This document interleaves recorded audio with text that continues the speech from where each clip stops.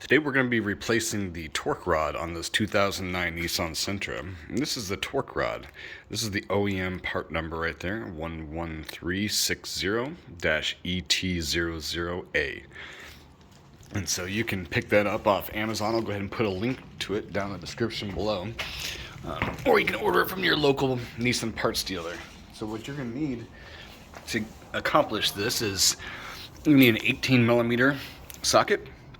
Might help to have a cheater bar to break those free. And you're gonna want your ratchet and a jack if you have it available, or you can actually use the one from your car. You just need something to take the pressure up off of the transmission. Anyways, I got mine jacked up, parking brake on, everything's good to go. And so all it is simple 3 bolts that we're gonna have to remove down there. So well, let's get started. Okay, before we get started, I want to show you guys the underside of the car. Now I'm coming in from the passenger side front here, and this is the transmission here, and it's kind of like the engine transmission box. Here you can see the oil pan right here, and then here on the transmission itself you can see the transmission oil pan right here. And so connected to that is this bracket right here, and then this is the torque rod right here. And so you can see you have these 2 bolts here, and then you have the one over here which is kind of mounted onto the vehicle's subframe right here. So you can kind of see the splitting on this right here, on this I won't say bushing, but you can, on the actual torque rod itself. And so this is, some people call these engine mounts or transmission mounts, but what it does is it just stops or helps reduce the vibration. So this part can oscillate like this a little bit and oscillate up and down, and this extremely hard rubber here helps to dampen any vibrations or transfer the torque gently into the vehicle. So we're going to go ahead and take off these 2 18 millimeters, and then this one as well. Got the 18 millimeter. It's got, actually that was pretty easy. So I'm just tad loosening these up just a little bit. Okay, actually wasn't too bad at all. Alright, that was a little tighter, but I did not need the breaker bar. That's good. Alright, now with them just broken, now I'm going to come in with the jack, and I'm going to relieve the upward pressure or the downward pressure from this off of here. So we're just going to come up here with a block and the jack and try and take off some of that pressure. Now what we're doing is we're using wood, because that helps to, and it helps spread out that force, and so we're not applying all the force to the actual pan in one point there. It's going to be kind of spread out. All right, there we go. There you go. So now some of that pressure is taken off of this. Now you don't want to, we really shouldn't be jacking up the vehicle at all. So I'm going to take a little bit of it off. Okay, let's see. Do that again. Oh, you can actually see that. Okay, let's try that again. You can actually see that piece flex. So, okay, a little bit of it's taken up there. Make sure that's tight. We may have to fool with this a little bit to get it all properly done right. There we go.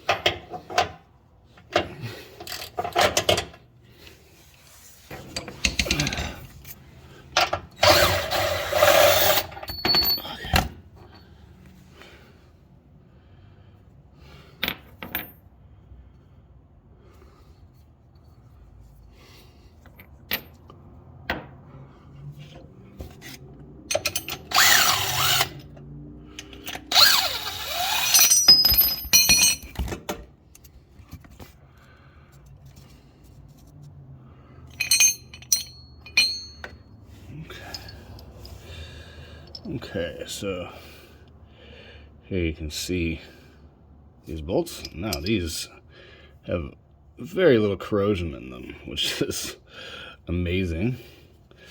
Underside of vehicle. All right, so let's go ahead and remove this. All right.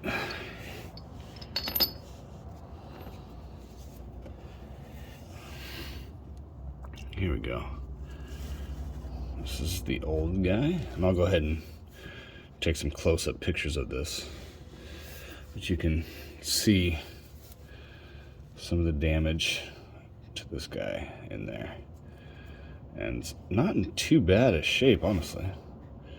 Not in too bad a shape, but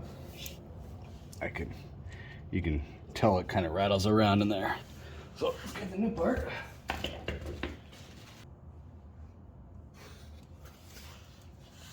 Okay, so here is the new part. All right, looks in very good condition. That's the part that was busted. It's right there. I wouldn't say busted, but it was worn out. Looks good. Looks very good. All right, cool.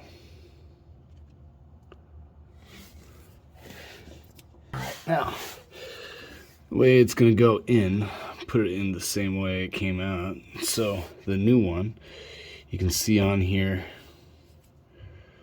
there's some lettering, all right?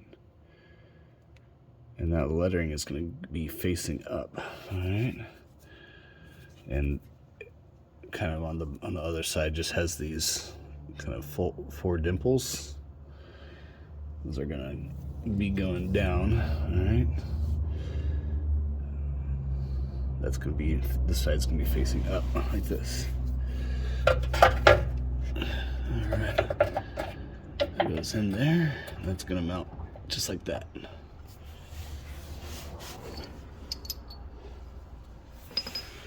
Now, if I lived in a climate where this was subjected to salt, all right, I would be putting some anti-seize or some grease on these bolts.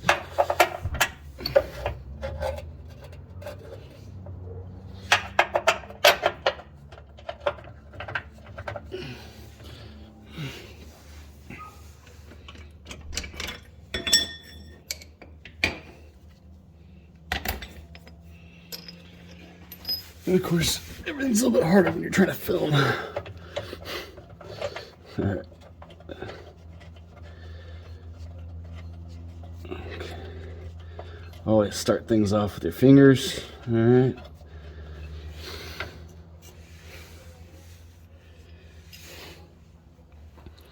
All right, now you got two of these. Longer one goes in. Oh. Make sure you don't forget. Put this on. There we go.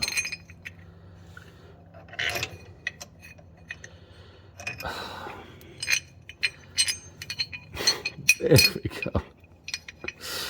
There we go.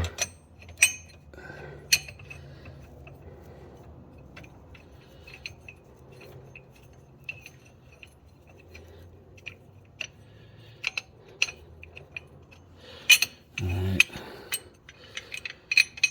And last. Here we go. Here's that puppy. All right, this is one of the benefits to living in Arizona. I live in Yuma. We get the least amount of rain out of any major city in the country. No snow, no salt. All right, I'm just gonna.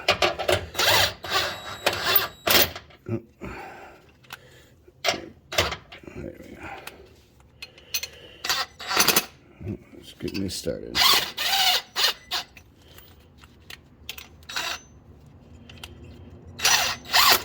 There we go. All right.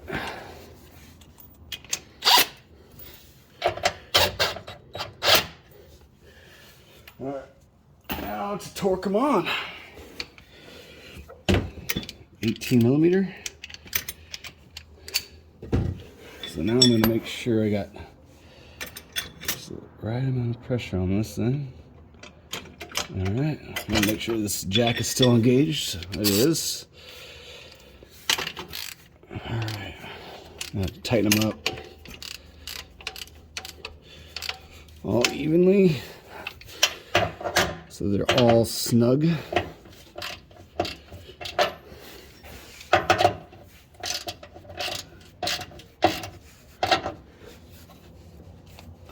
Okay, all snug.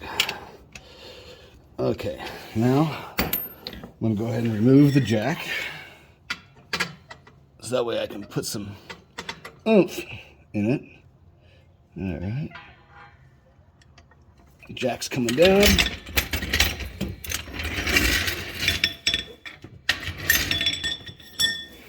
And now here comes the fun part. Put some ass into it.